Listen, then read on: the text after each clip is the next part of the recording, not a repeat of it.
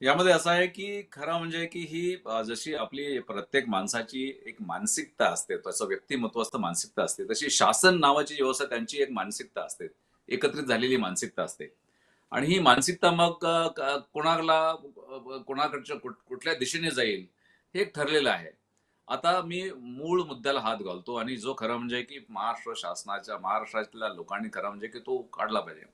आपल्याकडे सांगितलं जाते की 9 लाख कोटीपेक्षा जास्त कर्ज आहे. आता ती आकडेवारी कमी जास्त होऊ शकेल. पण 9 लाख कोटी कर्जापैकी किती टक्के कर्ज हे शेतीवरती खर्च केलेलं आहे? हे कोणी विचारलं आहे का? विरोधकांनी विचारलं आहे का? अकॅडमिशियन्सनी कोणी विचारलेलं आहे का?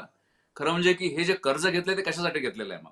कर्जाचं चुकीच्यासाठी घेतलं असं मला मिळत नाही की साधारण तुमचे त्याच्यामध्ये इन्फ्रास्ट्रक्चर तयार होईल. पण प्रायोरिटी कशाला पाहिजे?